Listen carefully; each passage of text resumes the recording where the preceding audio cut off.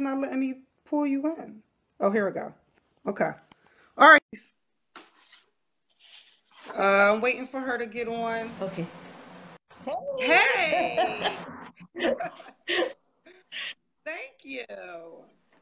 Thank you for joining me. Yes, yes. I had to figure out how that worked. I'm like, I know people do it all the time, but I didn't know how to. And then I saw the little button with the person so I said, let me click that. Yes, yes, yes. You used your intuition. Beautiful. All right. So everyone, this is Dana. Hi, everyone. Love color. She attended the Baltimore Self Realization class, which was super duper intense. Yes, yes, it was. Yes. That class, y'all, I got there around 10 a.m. and I wound up spending the night. Pretty much when we left at like probably 10 that night, almost. Yeah, y'all left at 10. And then I was still up talking to what's her name? Angelica. Mm-hmm. Not Angelica. Angel. Mm-hmm. Angelina. I'm sorry. Yeah, I can't remember her name. Angelina, yeah, we was up talking till like midnight. Anyway, I wanted to spend the night. That class, woo. So anyway, I was trying to get, one of the self-realization students to come on and kind of talk about some things about, I want you to share, what you feel like you learned the most and what you took from the course. I have some questions, pre-planned, but I really wanted to kind of, for it to be organic and for you to just, speak however you want to speak about it. So I guess first and foremost, first of all, just to let you all know, Dana drove all the way from Louisiana, like New Orleans or something. Louisiana, right? from Prairieville, Louisiana. That's near New Orleans. I was mind blown when she walked in there and said, "Yeah, I just drove 12 hours." Damn. She drove 12 hours to come to the self-realization class. So that was another reason why I wanted to interview her. Because I guess one of my first questions was, what inspired you to make that trip? Now, I know you had family there in Baltimore, but I mean, that's a long ride to want to come to that class, to do all that just to come to that class. So. I'm going to be honest. That was really a huge step towards an I am, which is something that you taught, because I always told myself, I can't take long rides. I don't like car rides. And I said, it's easy for me to get on a plane and catch a flight. I can't turn a plane around. I can't stop it. But if I got in a car and I actually drove, that showed that I really wanted to be there. There was something there that I needed. And I got in the car and I drove. And I didn't stop. So you faced fear just by coming there. Yep, faced the fear just by coming, because I do not like long car rides at all. But I found the ride to be so peaceful. And then along the way, I saw different things like how you spoke about when you see numbers in synchronicity, the same numbers and stuff like that. I kept seeing the same numbers and I was like, okay, well, I guess I'm on the right path. I kept seeing like 1111 or 111 or, just something like that. And I was like, okay, I'm going to keep going. And then when I saw that you were still actually doing a class, I said, okay, let me get myself together. I'm going. And I made it in. Wow. I was so proud of you for doing it. Wow. Yeah, that was facing so one of my fears and doing it by myself. And she came by herself. Yes, she came by herself. I was like mesmerized at that. But so my other question is, what would you say, like, what was your expectations of what you thought the class was going to get? Do you think you got more than what you thought you were going to get, or what? I got more than what I thought I was going to get, because I mean, they have people that do these things all the time, and they pretty much honestly, I kind of thought maybe it was going to be like we was going to sit down and we were going to listen at you, speak about your life and things that you were going through, stuff like that, and you were going to pretty much just give us insight on how we could do things according to what you had been through, to see if we can relate. But it was far more than that. And the fact that you allowed us to really just be ourselves, the atmosphere was just real comfortable. So the fact that you allowed us to be ourselves and we were able to speak about things and talk about our issues, and you were like, well, you need to get to the root of the problem of that. And, just cut and dry, really. Like, no, you're not about to sit down here. I ain't about to baby you in your feelings pretty much. You gonna deal with this here. And you came all the way here, you gonna deal with it. Yeah, you gonna deal with it. You got all the way here. We ain't about to hold your hand and say, "Oh, I'm sorry." You going through that. No. Either there's some bullshit you dealing with, and you just holding that against yourself, or you need to take accountability. And that was awesome. The biggest thing there was when some of them shared about their mom and stuff like that, because myself, I didn't really touch on it while we were there, but I blamed her for a lot of things that happened in my childhood. And honestly, when I came back home, we sat down and we talked about it, and now we do. Yeah, that was another question I was going to ask. I was going to ask, like, what happened afterwards? Like, what changes did you make in yourself afterwards? Or like, what steps did you take afterwards? I guess I want to know, like, what was influenced afterwards after you left? Yeah, after hearing, the ladies and stuff speak on that, that was one of the major things that, I'm sorry, I'm trying to, you could turn the arrow on. I told you I turned it off for a reason. I'm sorry. That was one of the major issues, because I looked at it as, and when you started saying, how, like when your grandmother's carrying your mom and that DNA and the trauma and everything. So I had to sit down and think about, well, maybe my mama did this because her mom treated her that way, or her mom's mom. And come to find out, my grandmother was not raised by her mother. Her grandmother raised her. So she didn't have a relationship with her mother. Did you know that before the class? I didn't. Okay. So you had to go dig to find that out, right? Yes. And so when I learned that my grandmother and her mother didn't really have a good relationship, then my mother and her mother didn't really have a good relationship, because my mama was like, the whole time growing up, her mama never told her she loved her. She never showed her that.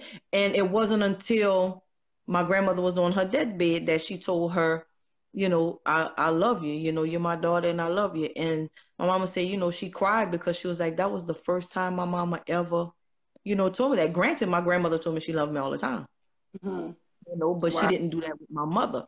And I said, that's why my mom, because I wonder why my mama tell my daughters she love them. She tell my sons she love them, but didn't tell it to me and my brother. So I'm like, how you could tell that to our kids, but not us? So that was something huge that I dealt with. And now it's different. It's better. We're able to sit down and talk. And I was going to say, like, are you going through, do you feel like it opened up a healing process for you? It breaking up a little bit. Okay. It's breaking up because somebody texting me and it's constantly okay. Yeah, somebody texting me back to back. That it opened up the healing process for that, and then it also caused me to go back and straighten some things out with my dad. Because I hadn't talked to him in, oh my God, maybe 2-3 years. And I went back to him, and now we talk almost every day. Wow. So that was. So this is let me say this real quick. This is the part when I talk about in self-realization of a goddess, or just self-realization, I started taking the goddess part off because it's for everybody, but I target women mostly. But in self-realization is realizing that you have the ability to break generational curses. It has to start with someone, but you have to be willing to actually sit down and have these conversations with our parents. If they're here, if they're living, you know what I mean? So that we don't pass them down to our children, because if we don't, then we just continue on with that same mentality. You know what I mean? So so self-realization of a goddess, I know I talk about like, getting your crown and being accountable, and yeah, all of that stuff is beautiful. But to me, the main part of it is breaking generational curses. So I'm glad to see that, you took those steps. And did you feel like you needed courage to do that? Did it take courage to do that? Yeah, pretty much because growing up, like especially here in the South, it's you know, even though I'm an adult, it's still I'm your mother, you're a child, you have your place.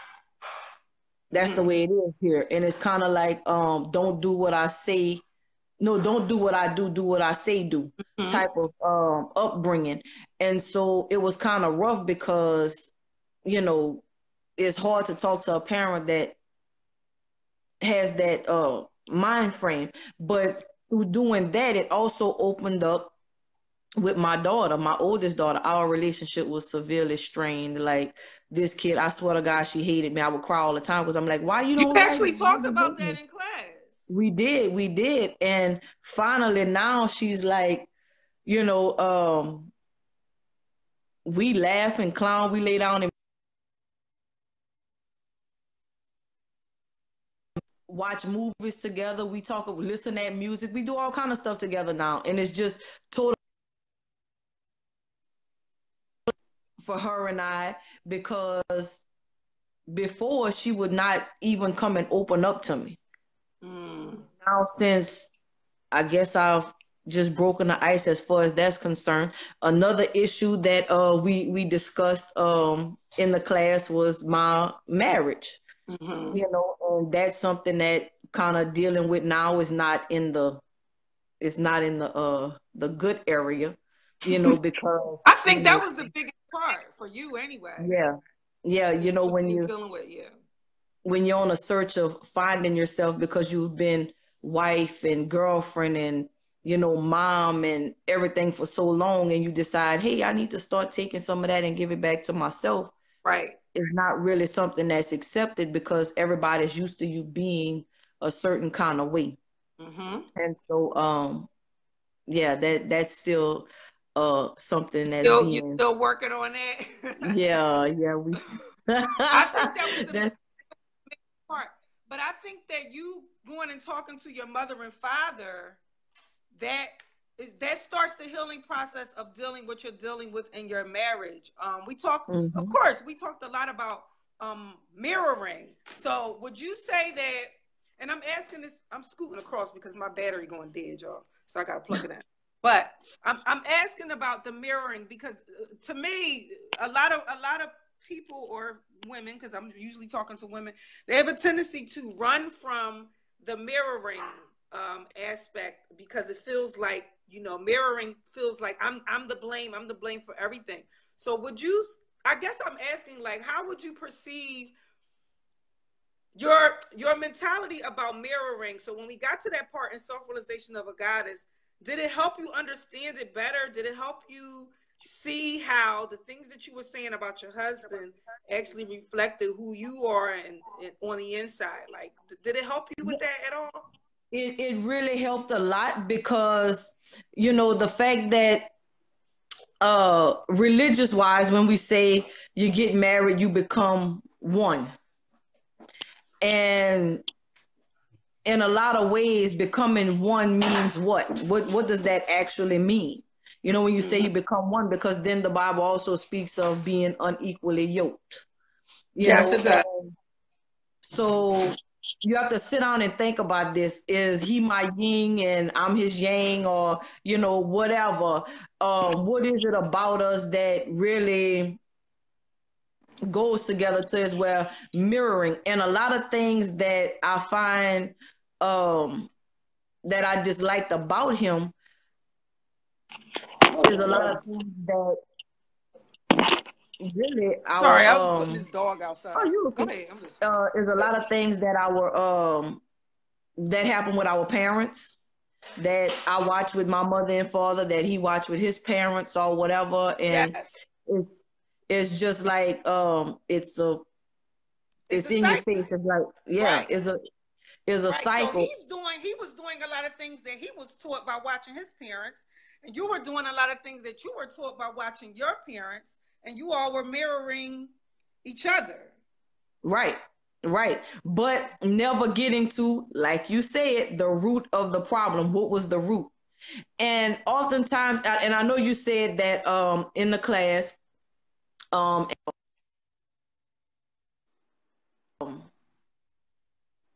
some people come into your life for a reason, some a season and some a lifetime.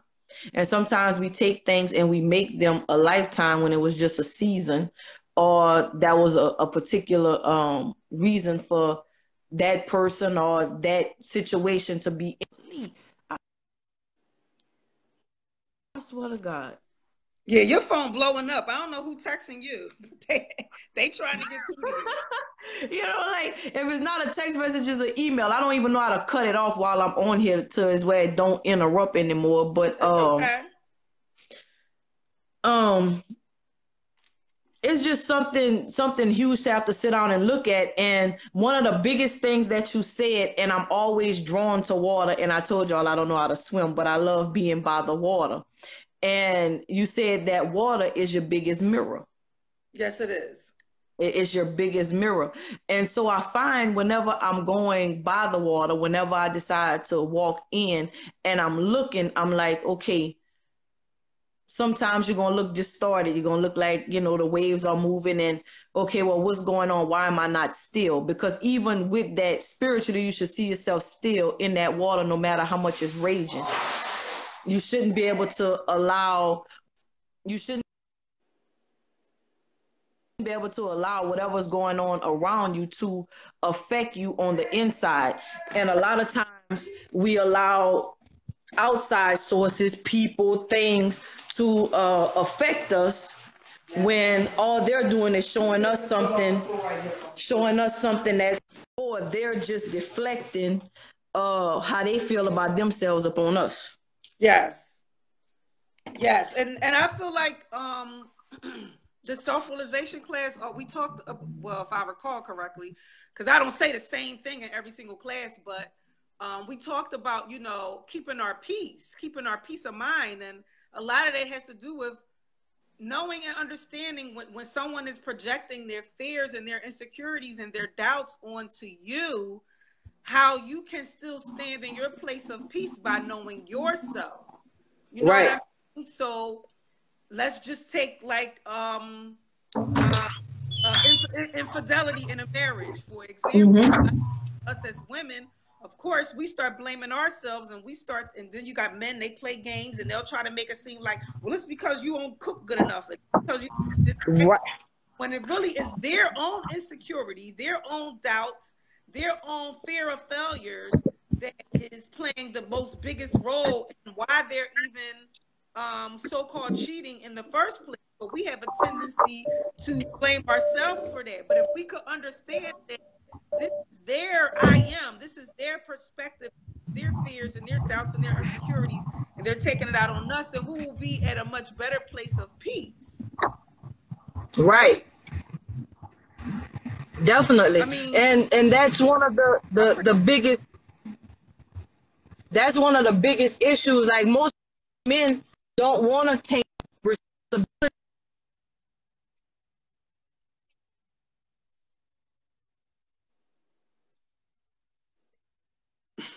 you break it up.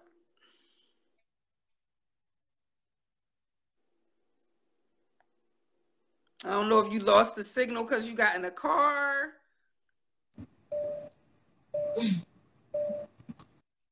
Okay, I can hear you now.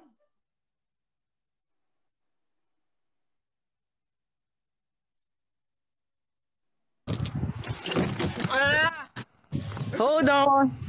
You was clear. You was good when you was in the house. It was just that people kept calling you. Yeah, people kept calling me and then I had to move the car. So Oh, okay. yeah.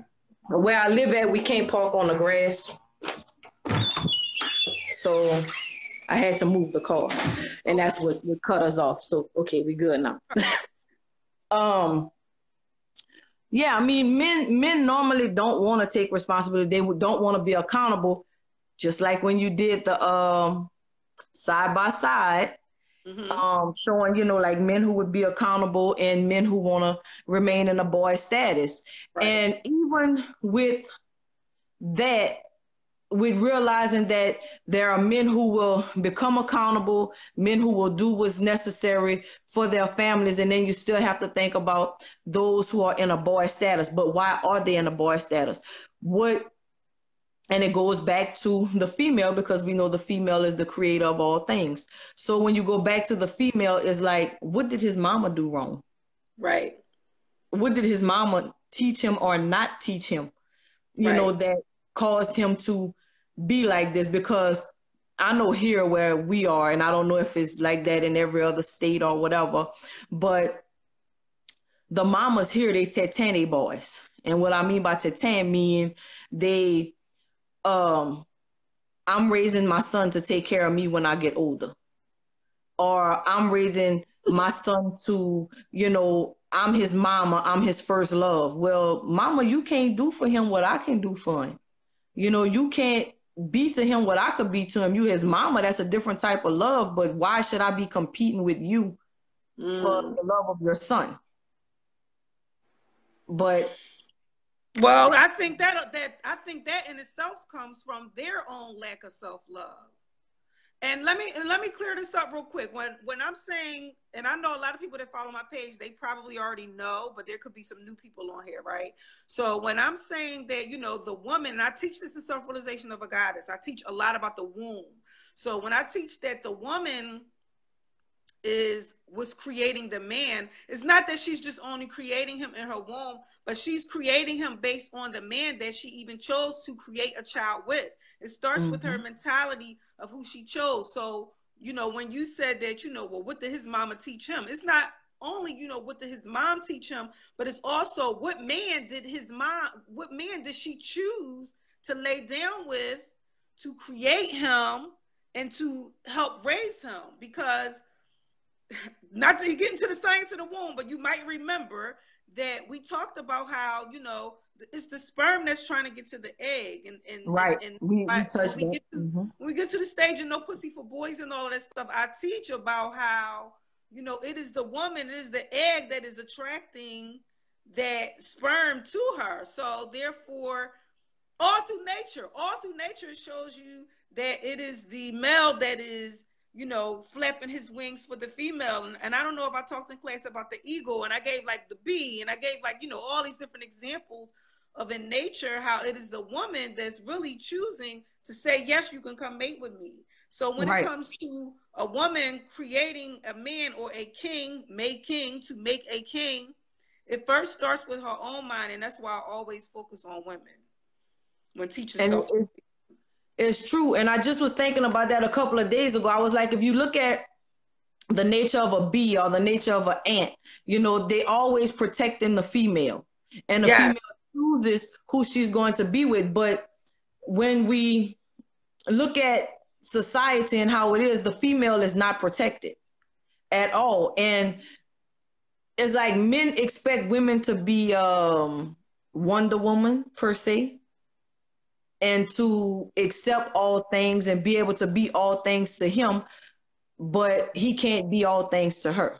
He has to be taught that.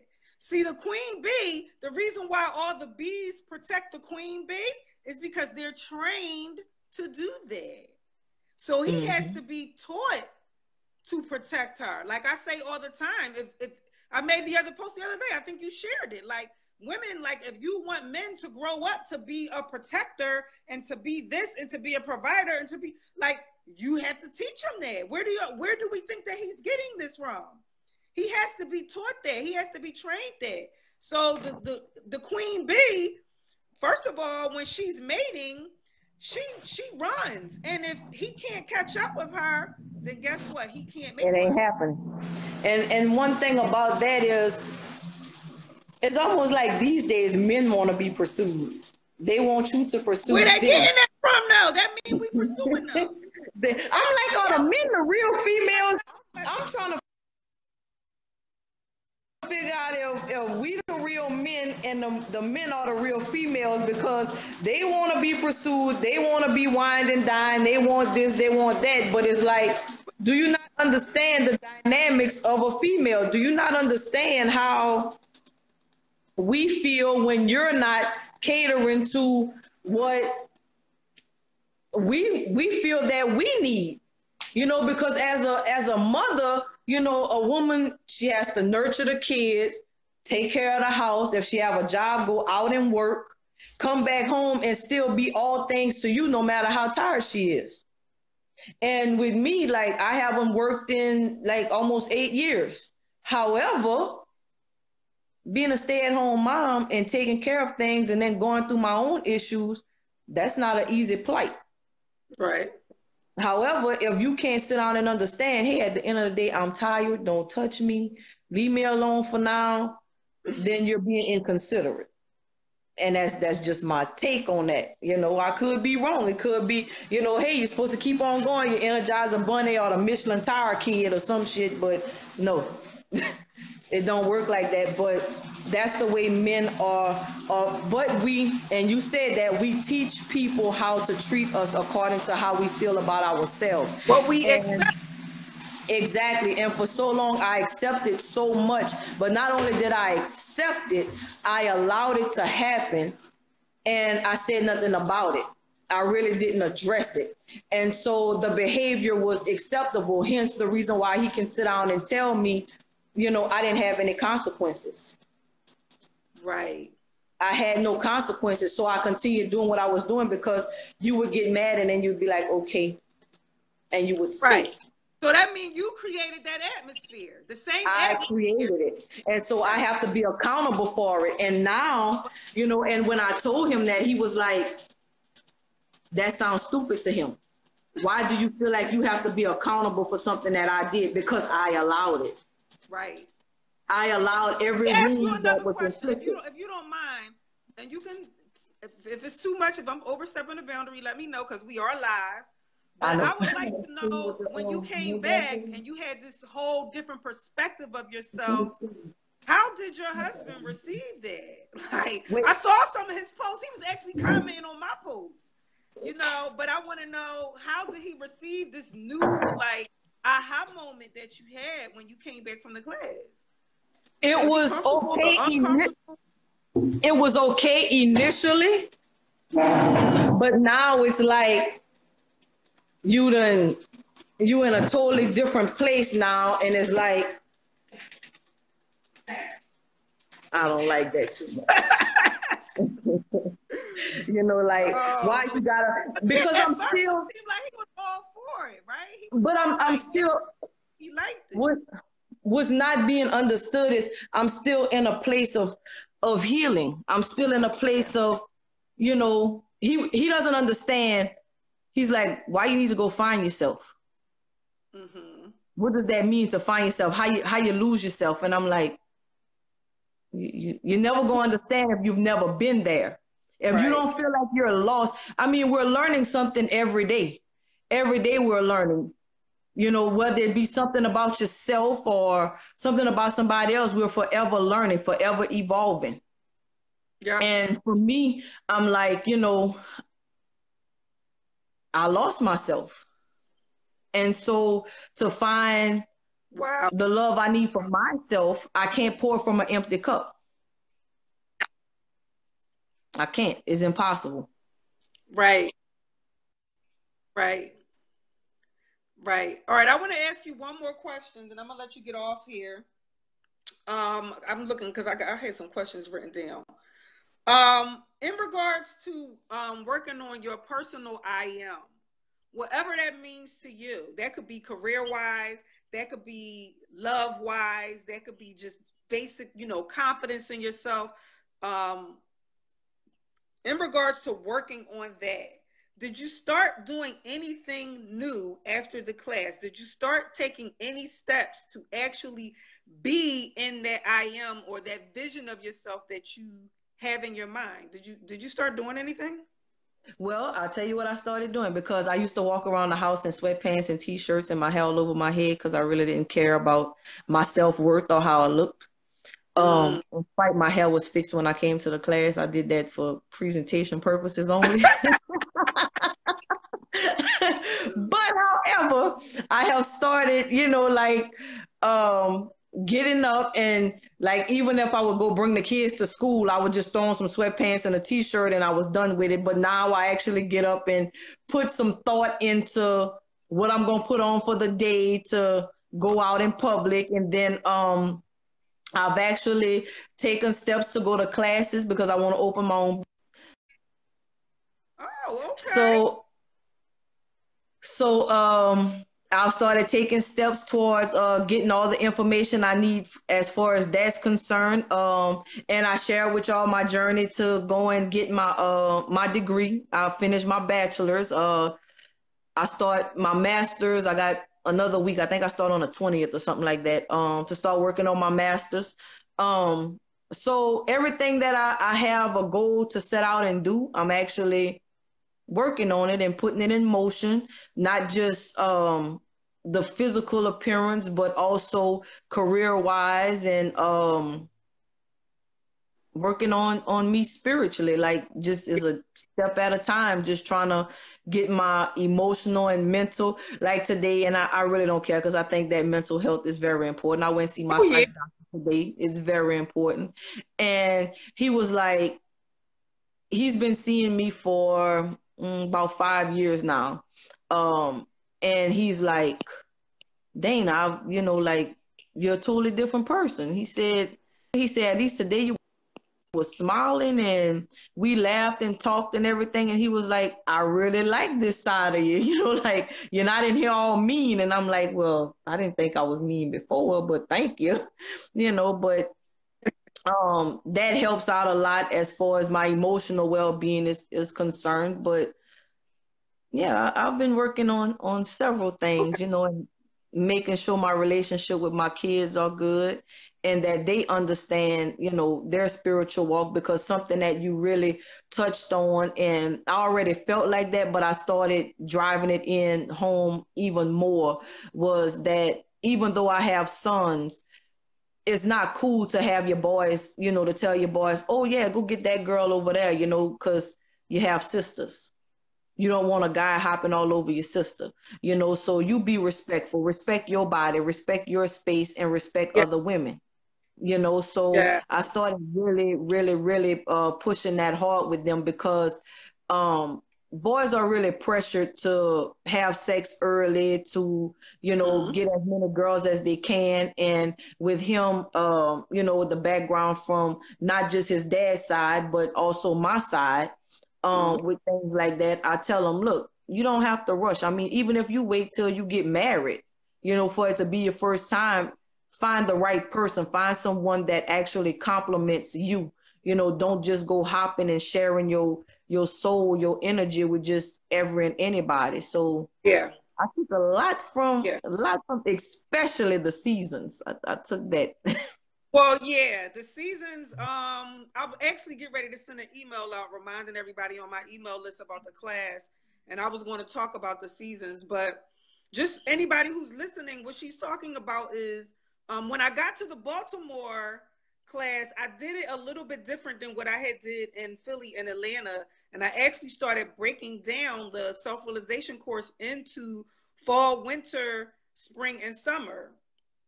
And I get inspiration, I get divine inspiration from the universe or within that kind of tells me you should take it a step further. And so when I wrote the Self-Realization of a Goddess book, which if you're on my email list, you got it for free. Mm-hmm. I actually started breaking it down like that because we really have to die in order for us to be born in this new self-image of ourselves.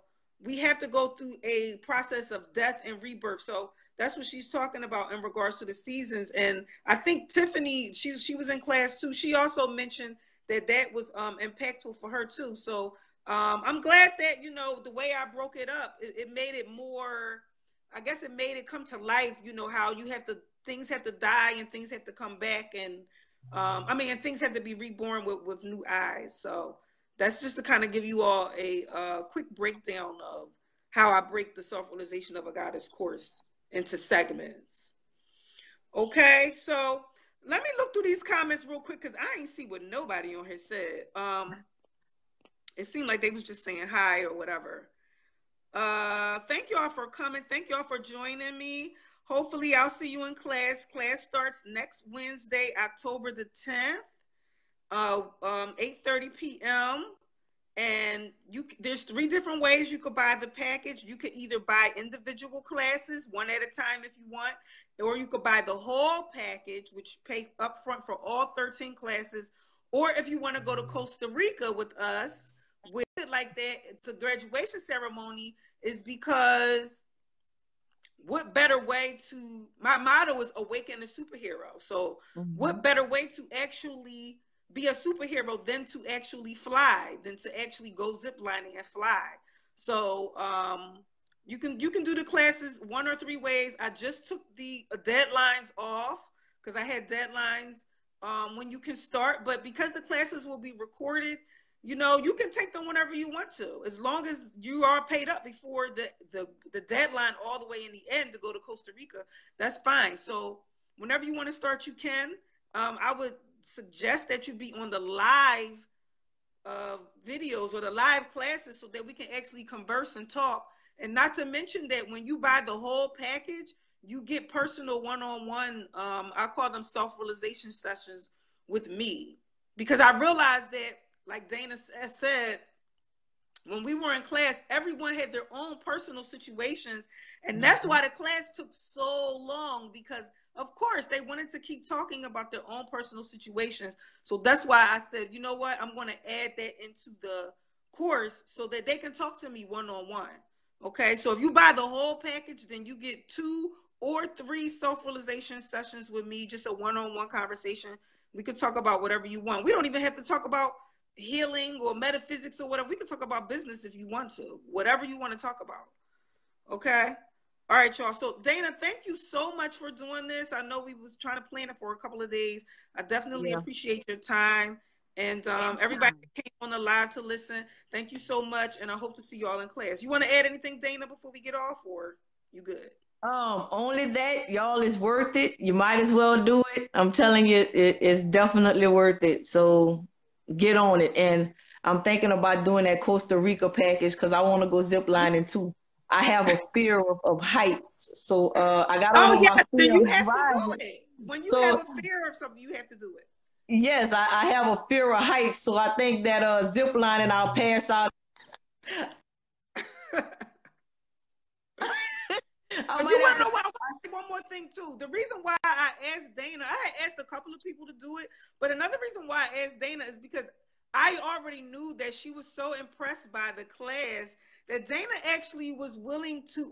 She's the one that was willing to sponsor my trip to come to. I keep forgetting to Louisiana. She was actually willing to sponsor, to pay for my air flight and my hotel for me to come to Louisiana and teach the class. So, obviously I knew she was really impressed by the class, that she was willing to sponsor it, but I didn't go because, you know, nobody signed up in her area, and that's okay. I'm okay with that. But that was one of the reasons why I chose her, because I knew that, like, she was very impressed by the class.